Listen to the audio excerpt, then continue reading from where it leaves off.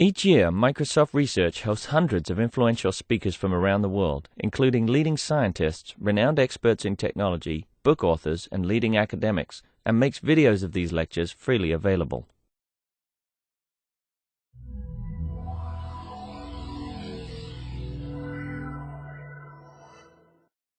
At this point, it's my pleasure to introduce Michael Cameron, who's visiting from RMIT University in Melbourne, Australia. Michael is finishing up his PhD, where he's done work with, among other folks, Hugh Williams, who's sitting. And for those of you who don't know Hugh recently joined MSN Search from RMIT, and I think it's just a great fit, and we look forward to working with him on his research. But Michael is going to tell us about some work he's been doing on his thesis on, I guess, generally speaking, bioinformatics. Yep. And he's going to talk in particular about some techniques for doing really fast matching when you have these large gene sequences. I suspect the techniques are applicable to much more than genomic research, and maybe you can talk about some of the applications to search in general.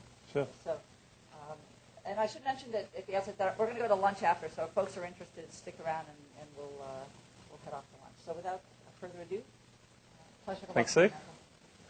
Thanks, everyone, for coming. So as Sue mentioned, my research focuses on genomic search, so searching collections of genomic sequences. Mainly my work focuses on the BLAST algorithm. BLAST is the most popular genomic search tool, and we've been looking at ways to try and speed up BLAST without affecting the accuracy of the tool. So this is work I'm going to be talking about today. We published last year, and it's work that was done by myself as well as Hugh and another researcher at RMIT University, Adam Cannane. So, just to give you a bit of an overview about what I'm going to be talking about today. First, I'll talk a little bit about sequence homology, measuring the similarity between genomic sequences and how we go about doing that. And then I'll talk a little bit about how we search large collections of genomic sequences efficiently. And then I'll get into the BLAST algorithm and explain to you how the BLAST algorithm works. And then I'll talk about the main feature of this talk, our sort of brainwave, which is semi-gapped alignment, which is a new stage in the BLAST algorithm designed to speed up genomic search. And I'll present some experiments and results for integrating this new stage of semi-gapped alignment into the BLAST algorithm. So, we're interested in searching collections of genomic data. There's really two main types of genomic sequences. Nucleotide sequences and protein sequences. So nucleotide sequences or DNA sequences have an alphabet of size 4, G, A, T, and C. So a DNA sequence is typically represented by a string like the one that we have here. This is an example of a DNA sequence, a rather short one.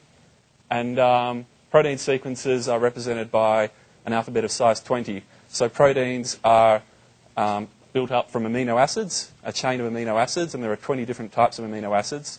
So we represent each amino acid by an ASCII character, and the protein sequence is represented by a string over that alphabet of size 20. So that's an example there of a protein sequence. Genetic collections contain large quantities of genomic data or of nucleotide data or protein data. And to give you an idea of the size of these collections, the largest nucleotide collection that contains every bit of DNA that's been sequenced is roughly 52 billion nucleotide base pairs. So each one of these we refer to as a base pair. And you can compress that down by using 2 bits per base pair to store that in about 16 gigabytes of data. Protein sequences are smaller, and there's fewer of them. The largest protein collection is about 2 gigabytes in size, to give you an idea of how big these collections are. So what we're interested in is searching these collections of genomic sequences. Tools like BLAST take a sequence as a query that the user provides, and they search a large collection of genomic sequences, and they want to find sequences that are similar to that query sequence that they've provided. So this is what we refer to as homology search. Homology search is quite important to biologists. By looking for similarity between genomic sequences, biologists can learn quite a lot from that. Genomic sequences that are similar can often have a similar function in the organism, For proteins that have a three-dimensional shape, three-dimensional structure, proteins that have a similar sequence have a similar three-dimensional structure, and that's also useful to understanding the role of proteins in organisms. And also, if two sequences are similar, they often have a shared origin through evolution. So how do we go about measuring the similarity between a pair of sequences? The way we typically do this is using a sequence alignment. So this is an example here of an alignment between two DNA sequences. The top sequence here is part of the lysozyme, part of the genome for silkworm. So the lysozyme is a protein that breaks down the cell walls of bacteria in silkworm, and so this part here of the DNA encodes for lysozyme. So this part here codes for protein in the silkworm that performs that function. So what we've done in this particular case is I've done a search with this bit of DNA, and I found an alignment, high-scoring alignment, between it and part of the Tamawallaby genome. So what this suggests is also that this part here of the Tamawallaby genome also encodes for lysozyme in Tamawallaby. I'll be talking a fair bit about these alignments and showing a few examples throughout the talk. So I'll just talk a bit about the features here of this example alignment. So this is using DNA sequences. I'll use DNA throughout the talk just to simplify things because DNA only has an alphabet of size 4.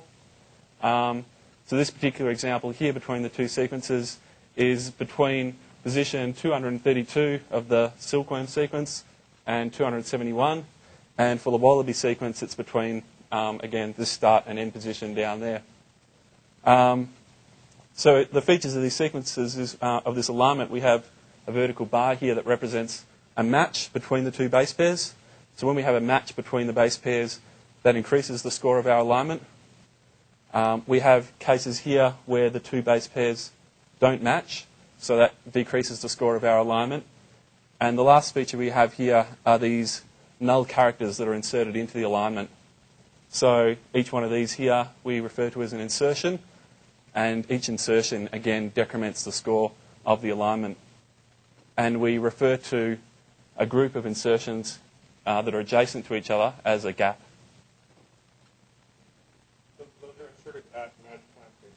That's right. Mm-hmm. So,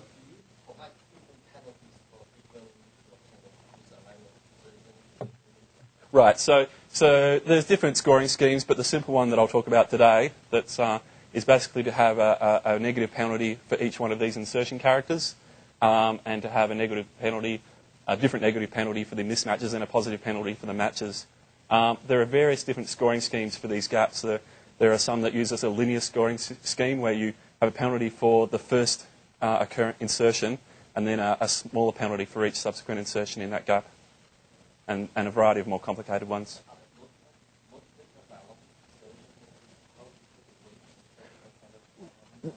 Right, yeah, so when evolution occurs, generally these insertions tend to appear in clumps.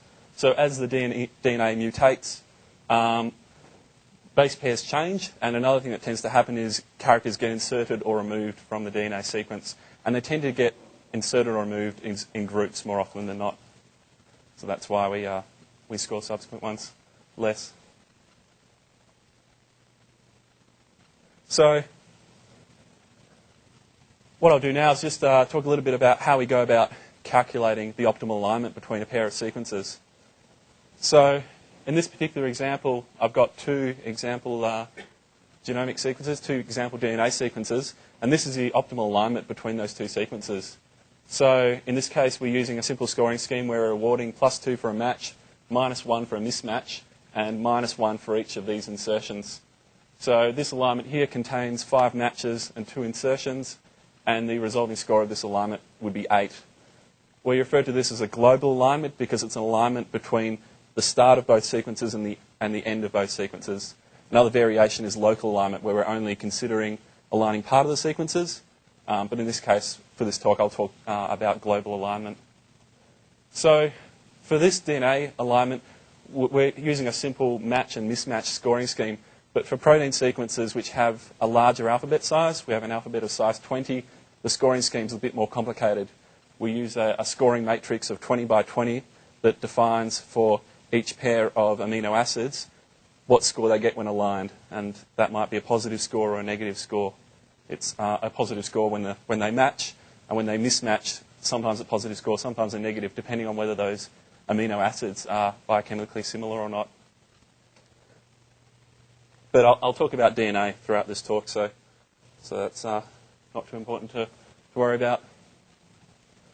So how do we go about calculating the optimal alignment between a pair of DNA sequences? The way that's done, and what I'll illustrate now how we go about doing that, is to use an alignment matrix like the one we have here. So for a pair of sequences here, we have one across the x-axis and one across the y-axis. And we're going to use this alignment matrix to calculate the optimal alignment between the two sequences. And to do that, what we need to do is consider every possible path between these two sequences, every possible path through this matrix that goes from the top left corner up there at the start of the two sequences down to the bottom right corner here. And so there are basically three different types of arrows that represent the three different types of events of the alignment. These horizontal arrows here represent insertions in the sequence on the left. The vertical arrows represent insertions in this sequence up here. And the diagonal arrows represent matches between the characters, or mismatches if they differ. So to illustrate this using our example alignment between the two sequences, for this alignment here, this is the corresponding path through the alignment matrix for these two sequences. So we have two diagonal arrows at the start that represent these two matches here. Then we have a pair of insertions that are these two insertions here. And then we have three more matches that are these three matches here. And we have a value in each cell that represents the alignment score up until that point during the alignment process. So after the first two matches, we have a score of 4. Then we have 2 insertions, which brings our score down to 2. And then we have 3 more matches, which brings our score up to 8. And this is our final alignment score down here in the bottom right corner.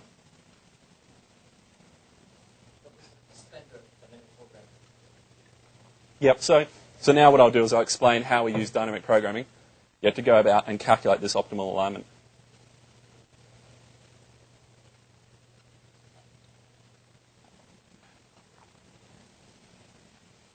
So the idea is that we calculate a value for each cell in the alignment matrix, and we calculate the value using these equations where we consider 3 possible ways of arriving at each cell. So we're considering this insertion in one sequence, this insertion in the other sequence, and this diagonal arrow that represents a match or a mismatch. So that's represented here by these 3 equations. First of all, we're considering taking this score here of 0 and adding a match penalty or subtracting a mismatch penalty, depending on whether these characters match. In this particular case, the C and the G mismatch. So in that particular case, we'd be having a score of 0 minus 1 for the mismatch, which would give us minus 1 if we took that match path. We have an insertion here in this above sequence here. So this vertical arrow here is represented by this equation here, and that will result in a score of minus 2. And the last event we consider is this insertion in the shorter sequence, and that will give us 3 minus 1, which is 2. So we're considering these 3 different ways of arriving at this cell. We're calculating 3 values, and we're determining the maximum of these 3 values and recording that largest value. And we're also recording how we got that value. So of these 3 arrows, we record this particular arrow here, and we record the value 2. So this basically says that the alignment, the best alignment up until this point in the alignment matrix is 2, and it shows how we arrived at that point. So if we go about processing the rest of the alignment matrix, this is the end result. And then what we can do is we can use a traceback technique where we take the score down here in the bottom right. So this is the score of the global alignment between the 2 sequences. And we can perform a traceback where we follow the arrows back up to the top left corner to find out how we produce that alignment score.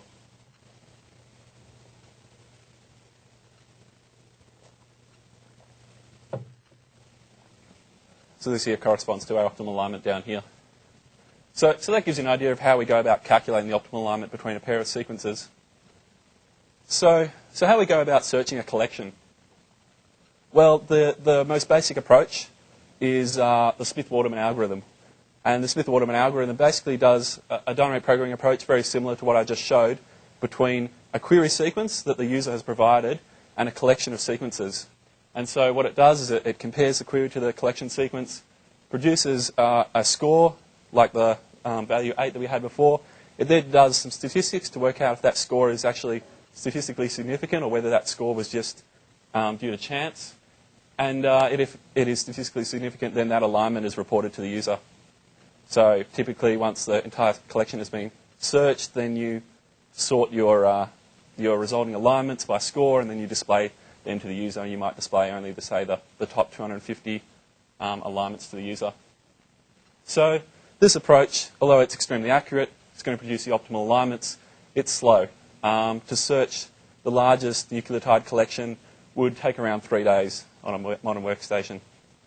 And it takes OM in time. So you can imagine that you've got a matrix that's the length of the query and the length of the collection, and you're performing dynamic programming on all of that. So it's going to take a while.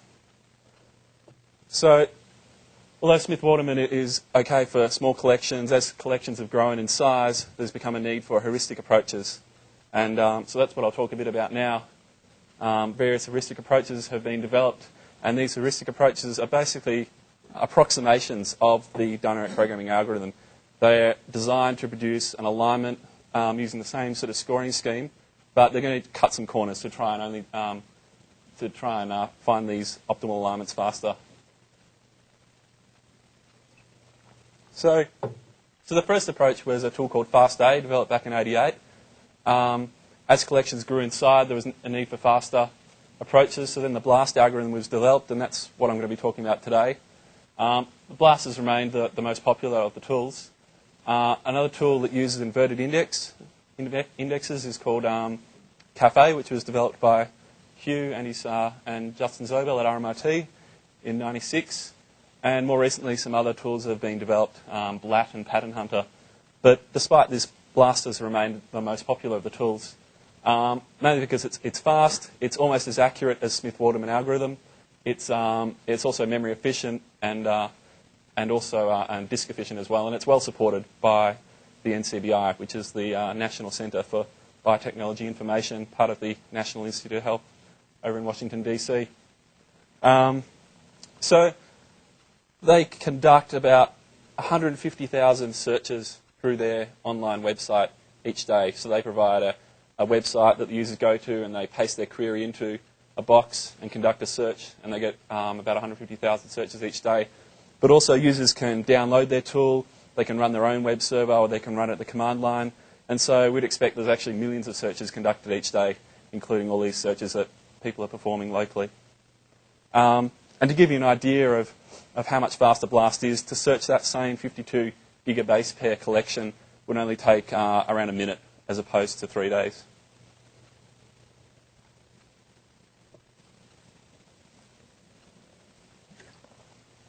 So despite the popularity of BLAST, there have been no fundamental changes to the algorithm since 1997. BLAST is becoming slower as time goes by. The reason for this is that collections are growing in size, are roughly doubling each year. So that's outpacing improvements in hardware.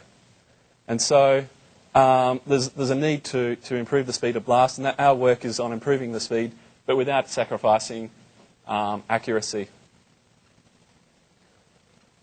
So what I'll do now is I'll talk a bit about the BLAST algorithm, and I'll talk about the stages of BLAST and illustrate to you how it uses heuristic approach to filter out sequences. It uses 4 stages, and each stage takes progressively longer and longer to process each sequence, but fewer and fewer sequences make it to the later stages. So there's a real filtering process going on here. And as the stages go through, fewer sequences are making it through. So in the first stage, BLAST searches for these, what it calls hits, and they're basically short matches between the query sequence and sequences in the collection. So we define a value W, and for nucleotide, W is by default 11. And we look for matches of length 11 between the query, which in this particular example here is a silkworm sequence, and a sequence in the collection. So in this example here, we'll use a wallaby sequence. In this particular example, there are 2 matches of length 11. Actually, there's a third match here that overlaps with this match here, but we'll ignore that one in this particular example. So there's 2 matches here, and the location of those matches, the query position and the collection position, get passed on to the second stage of the BLAST algorithm. So in the second stage of BLAST performs what we call an ungapped alignment between the 2 sequences. So this is an alignment that doesn't allow these insertions, and that's computationally much cheaper than performing a gapped alignment. There's only a limited space, only a limited possible alignment between the 2 sequences that is possible when you don't have gaps in the sequences. So in this particular example here, these 2 hits are both triggered ungapped alignments, and an ungapped alignment is performed here and over here, and these ungapped regions here are found by BLAST and scored. So in this particular case, this region here from these pair of A's over here to this pair of A's over here is found by BLAST, and it has a score of 25. So the alignment doesn't extend past these gaps here because in this case we're not considering gaps between the 2 sequences. And similarly, another ungapped alignment is found over here. This one here scores only 24. And in this particular example, we're using a threshold of 25. So what happens is BLAST only considers alignments that score above a threshold and then passes them on to the third stage of the algorithm. So in this particular case, this high-scoring ungapped alignment here that scores 25 is passed on to the third stage. So in the third stage, BLAST considers gaps. So it performs a gapped alignment between the 2 sequences. And when it performs this gapped alignment, it does so using the dynamic programming approach that I showed at the start of the talk. And so this is more costly, but the idea is that fewer sequences make it to this third stage of the algorithm. And using dynamic programming, it will find this full alignment here between the 2 sequences, allowing for gaps. And then if this alignment is considered statistically significant, that's then displayed to the user. And that's the 4th stage of the algorithm, is actually reporting that alignment and displaying this. So to illustrate this graphically, I've got a couple of diagrams. This is basically a zoomed out version of the dynamic programming algorithm, the dynamic programming alignment matrix that I showed earlier in the talk. So we have the query sequence here across the top and the collection sequence down the side here. And we have illustration here of the 4 stages of the algorithm. So these black lines here represent the hits. They represent the high-scoring, ungapped, the matches of length 11 between the collection sequence and the query sequence. In this case, there are 3 hits between the 2 sequences. The pink region here represents the high-scoring ungapped alignments. In this particular case, this region here scores 25, so this is the ungapped alignment that is then passed on to the third stage of the algorithm. And that represents basically this alignment here that I was showing before. And then in the third stage of the algorithm, a gapped alignment is performed. So the gapped alignment is using the dynamic programming approach to consider all possible paths through the alignment matrix. And in this particular case, this is the gapped alignment represented here by this black line that is found using dynamic programming, and that corresponds to this alignment down here. And so at the end, BLAST will display this alignment here to the user.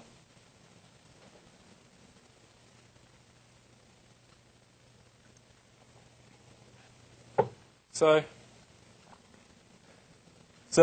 what we did to measure the performance of BLAST is we took a random collection of protein sequences and we performed searches against the largest protein collection and measured the various stages of the BLAST algorithm. And we found that the first stage of the algorithm takes roughly a third of the search time, and 229 hits between the query sequence and the collection sequence are identified per sequence in the collection. In the second stage of BLAST, again, it takes about a third of the total search time, and roughly 10 ungapped alignments are performed per collection sequence. The gapped alignment stage takes, again, about a third of the time, and in this case, only about 10% of sequences produce a gapped alignment. And then finally, the alignments that are displayed to the user roughly constitutes about 1 in 1,000 of collection sequences.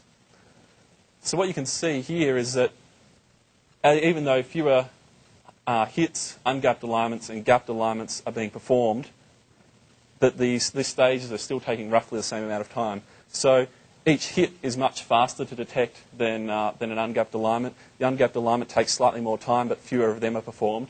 And the gapped alignment is computationally the most expensive, but we only perform gapped alignment on roughly 10% of the sequences. So what our work that I'll describe in this talk really focuses on is this third stage here of the algorithm. You can see here that it consumes about still a third of the time, but we're only processing 10% of the sequences. So you can see this is computationally quite expensive. And an idea was really, is it possible to speed up this third stage here? There clearly seems to be some room for improvement.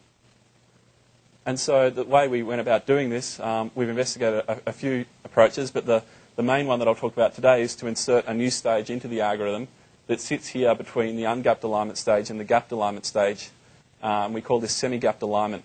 And the idea of semi-gapped alignment is that it's faster than gapped alignment, but it prunes out and filters out some of the sequences so that fewer sequences are passed on to this computationally more expensive gapped alignment stage of the algorithm.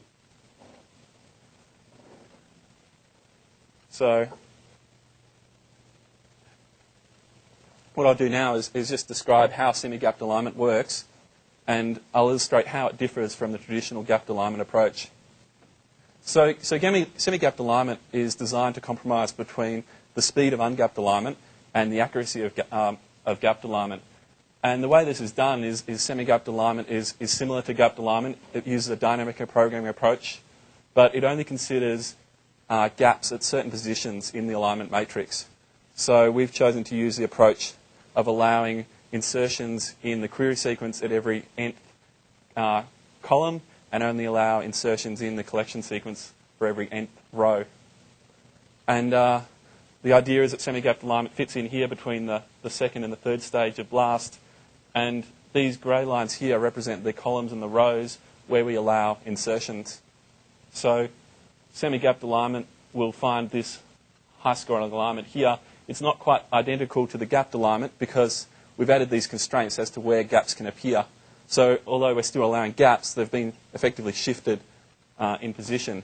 And what this will mean is it will end up with a suboptimal alignment, but hopefully the alignment score will be high enough, a close enough correlation to the gapped alignment score that it can give us an idea as to whether this could really be a high-scoring gapped alignment or not, and whether we want to dismiss this collection sequence or process it further. So we're really adding this in again as a new filtering stage to the BLAST algorithm. So what I'll do now is I'll talk about how semi-gapped alignment works and how it differs from gapped alignment. So as I showed at the start of the talk, using these two example sequences, gapped alignment considers all the possible paths through this alignment matrix to go from the top left corner down to the bottom right corner. And it does so using these recurrence relations where we calculate 3 values for each cell in the alignment to represent the 3 different ways of arriving at a cell. And we take the maximum of these 3 values and find our optimal alignment. So the idea behind semi-gapped alignment is that we're not going to allow insertions for every row or every column, but we're only going to allow an insertion in every nth column and nth row. So in this rather simple example, I've set n equals to 2, and we're only allowing insertions in the left-hand sequence here at the first, the third, and the 5th row. And we're only allowing insertions in the top sequence here at the first, third, 5th, and 7th column. So what we can see here is, first, there's fewer arrows. There's less computation that we have to perform. For example, some of the cells, like, say, this one here, there's only 1 arrow going into it. So we only need to consider one possible way of arriving at this cell, and that's a match or a mismatch, depending on whether these characters are the same or not. So some cells still require a computation of 3 values, but the idea is that as we increase the value of n, more and more cells are going to fit into this category here, where we only need to consider the single event, the match event. So with this particular cell we only need to consider the match or the mismatch in this particular case between these two sequences. So to calculate the score, we simply take the score to the cell at the top left, we subtract the mismatch penalty, and we have a score for this cell of -1. So you can see this is computationally much cheaper than our gapped alignment computation for this particular cell, where we had to calculate 3 values, and we had to calculate the maximum of that, and then find out which was the largest of those 3 values. So there was 2 comparisons there as well. So we've gone down from 2 comparisons and some arithmetic operations down to just a single arithmetic operation. But in this particular case, so at the end of the semi-gapped alignment process, we end up with our semi-gapped alignment score here, which is lower value than our gapped alignment score. So this is our optimal semi-gapped alignment. Again, we can perform a traceback to see our optimal semi-gapped alignment here. But our optimal semi-gapped alignment is not the same as our optimal gapped alignment. We still have an insertion in the sequence, but the insertion is now located on the 3rd row. If we go back to our gapped alignment, that insertion was located in the 2nd row. But due to the new constraints imposed by semi-gapped alignment, that's no longer permitted. So it still provides a pretty good approximation of the gapped alignment score, and our results show that good enough to be able to then dismiss some sequences that obviously aren't going to produce a high gapped alignment score. Yes?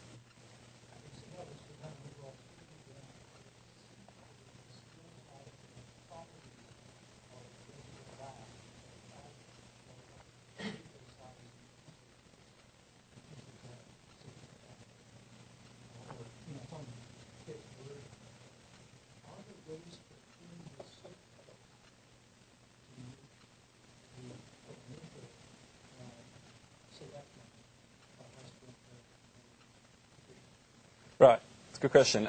So some of our work that we've been looking at more recently is using an inverted index approach to perform that first stage or those first 2 stages using an inverted index, so we don't have to go through and scan the entire collection to find those high-scoring pairs. And that's a particularly large problem because effectively BLAST relies on you fitting the entire collection into memory to be able to perform that exhaustive search. And of course, inverted index, we can get around that problem. So that's something we're looking at more recently is speeding up those earlier stages. Yeah. So this is our optimal semi-gapped alignment here. So what we then use is this semi-gapped alignment score to decide on whether we're going to process this particular sequence further or not. So you can see here that as we increase the value of n, in this particular example we just set n to a small value of 2, there's as we increase n, we're going to add more constraints to where the insertions can appear in the alignment. So the difference between the gapped alignment score and the semi-gapped alignment score is going to become greater, and semi-gapped alignment is going to not perform as well at filtering out our sequences. But on the other hand, as we increase n, we're going to reduce the amount of computation per cell. So we really need to find a good balance between this small value of n that makes semi-gapped alignment similar to gapped alignment and this large value of n that makes it more similar to ungapped alignment. Sorry? Yeah, sure. Yep.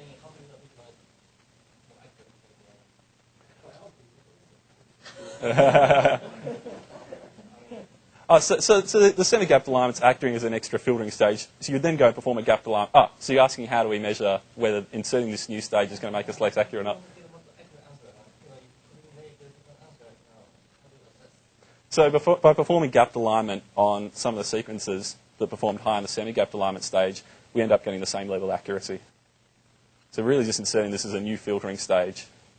And if we tune it right, we'll hopefully get, the same level of accuracy. So yeah, I'll get to the experiment as well. And show that.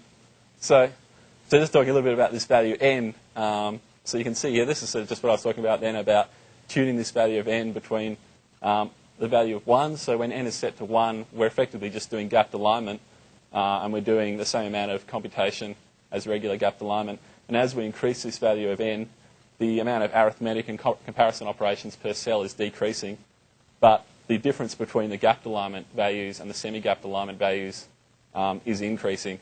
So we want to be able to choose a value that provides a good compromise between these two. And in practice, we've found that n equals 10 provides a good balance between this accuracy and speed. So how do we go about measuring what the effect of semi-gapped alignment is on the entire BLAST search process?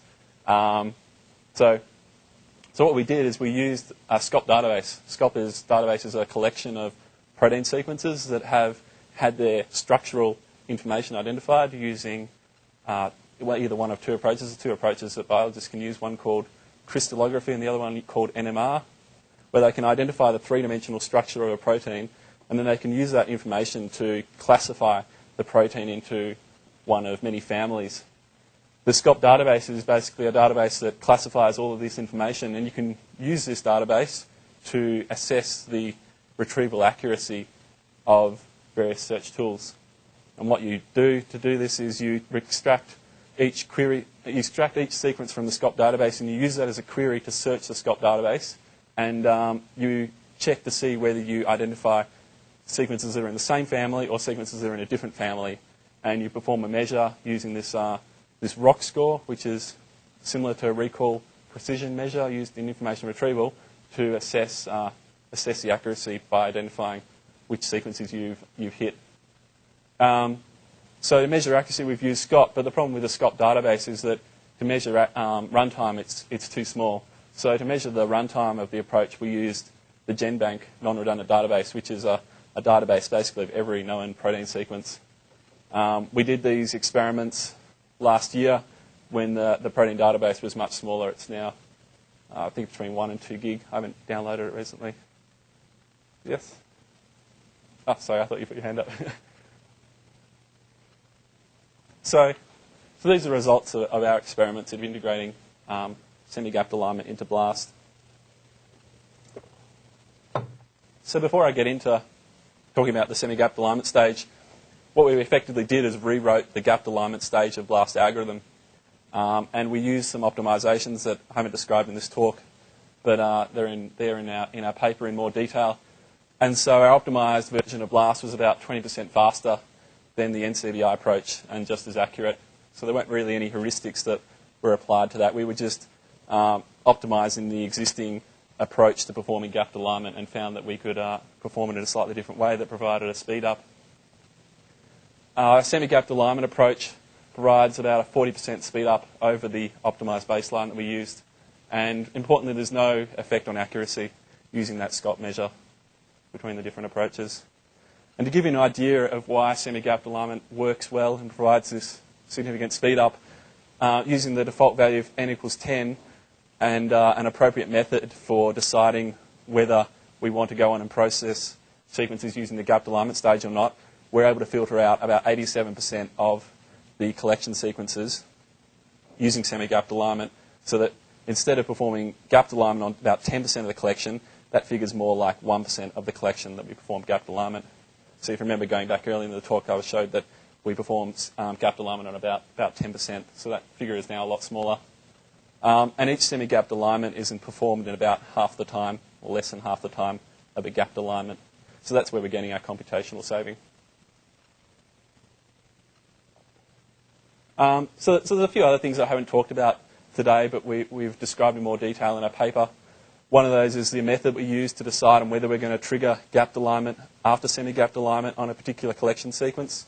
So we've inserted this new stage into the algorithm, and we need a system for deciding on whether we're going to pass the sequence on or not.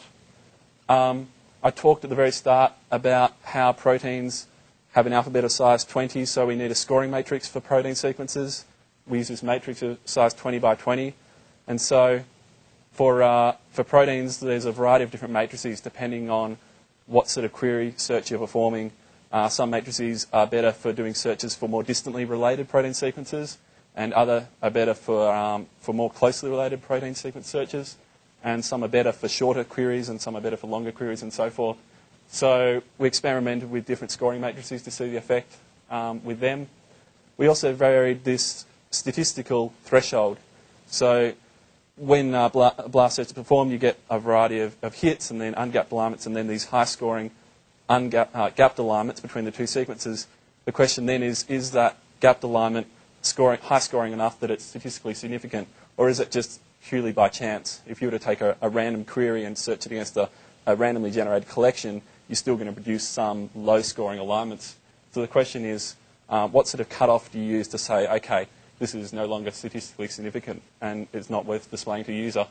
So we experimented with varying that cutoff value. And we also experimented with the penalty for gapped alignment, semi-gapped alignment gaps. So the idea is that each time we have a gap in the optimal alignment, in semi-gapped alignment, we're forcing that gap to appear in a suboptimal location. So to compensate for that, one of the things we looked at was lowering the penalty for gaps when we're performing a semi-gapped alignment, so that inherently we won't be penalising gaps quite as much in the semi-gapped alignment stage, and will provide a better prediction of gapped alignment score. So these are all things that, if you want to learn a bit more about, that we discuss them in our paper.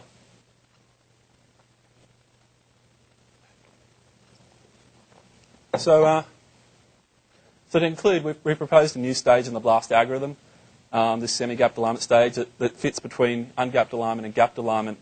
And we've got this value n that we can parameterize this semi-gapped alignment from down to 1, which makes it the same as gapped alignment. And we can tune this value of n up to infinity, where it performs the same as ungapped alignment.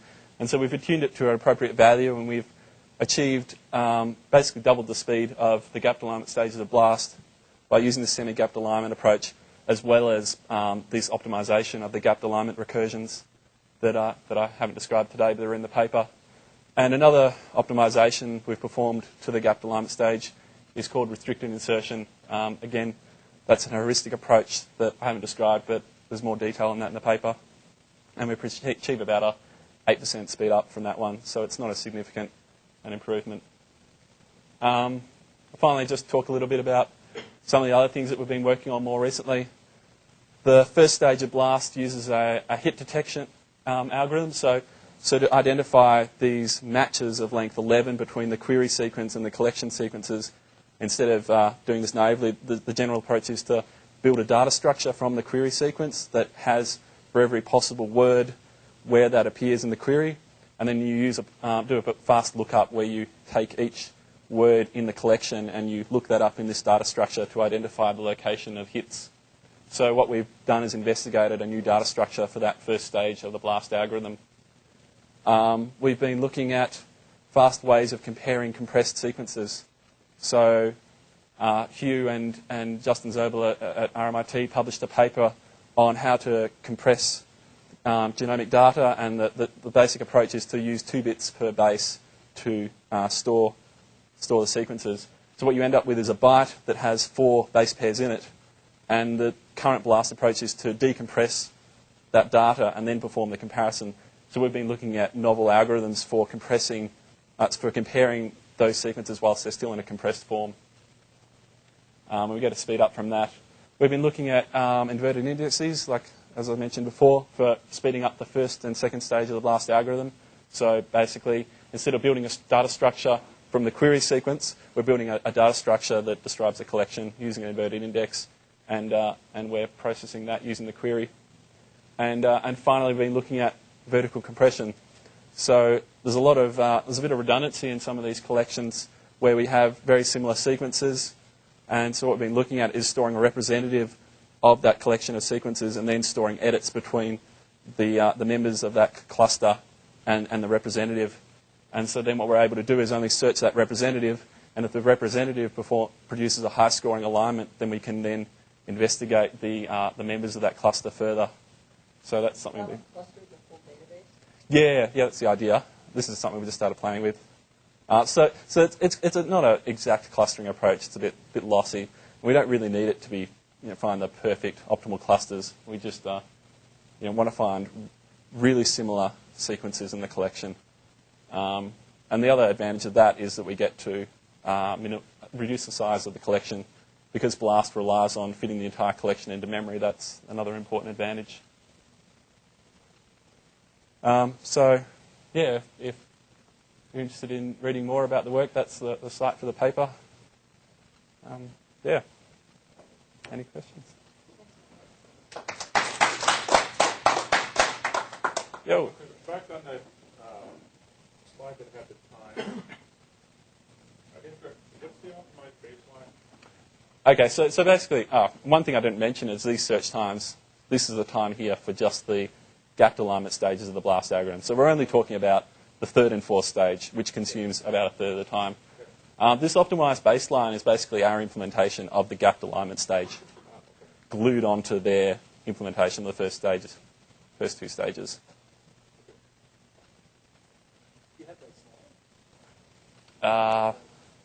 Which? Not in this talk, no. Yeah.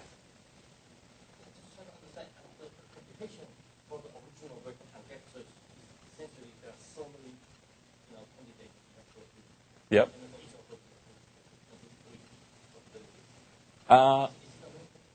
So you're talking about the various stages of the algorithm? So really what you're doing is you're processing every sequence for this initial stage where you're detecting the hits, but only some sequences are then passed on to the second stage where you identify ungapped alignments.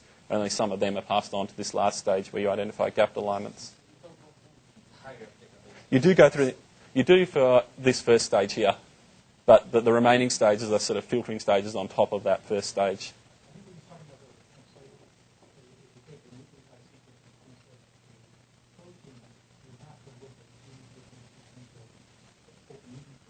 Right, yes.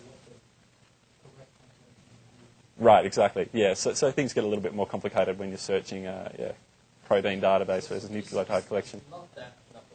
Point you need to have consider a large number. I mean, in speech recognition, our standard technique is that we do the same kind of search as you talk about sequence search. Right, yep. And then the very common technique is that we still go through the standard dynamic programming, except for each stage we do huge pruning.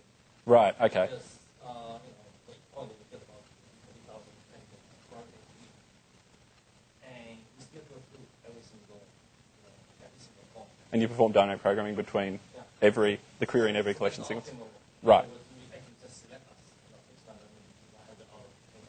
Right, I see. Right. Right, yeah. How do you get your collections that you're searching? Well, I mean, in our case, we probably did about 1,000. Okay. The number Right. only has about 1,000. But in your case, the AGC, the sequence length is very high. Yes, yeah. So roughly how long is it? The protein sequences are about 1,000. Nucleotide sequences can be maybe a couple of thousand, but they can be up to several million base pairs. 1,000, but our best place is here.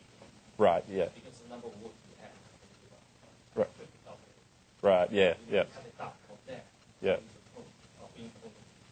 Yep. In your case, you don't consider being because each point you have only 3 points. Right, I see what you're saying. Yeah, you've only got the three. You mean the three possible?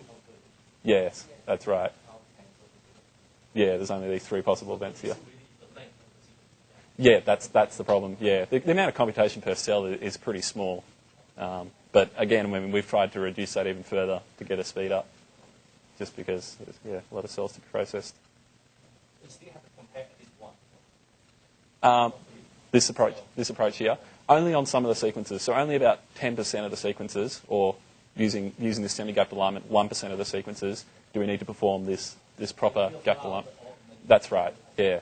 So the hit detection stage, the first stage, and the ungapped alignment stage, which is the second stage, don't use this dynamic programming algorithm to find those hits and ungapped alignments. It's only for gapped alignment do we need to perform this expensive computation. Yes? It seems that every stage of BLAST is essentially computing a lower bound in the match score, and if it does into the lower bound, Yep. at the next stage. Yep, basically. Are there any algorithms that actually try to do it exactly in terms of looking upper bounds, and then trying to refine those instead and bring it up just so you know you're not throwing away anything? So you mean more like maybe trying to find the best X number, and then process them further. Because I guess in BLAST you have all these parameters that if the lower bound in the first stage is above, scores above whatever, second stage it scores above whatever. But you always run the risk of, I guess, throwing away something. Right. And so you have to set those parameters fairly low to limit the filter. Right, yep. Right, so are there any algorithms that are effectively doing this precisely without running the risk that in one pass gets into the upper bound in the score and then throw away most of it? Right. So you want to throw away things that score really high instead? Or?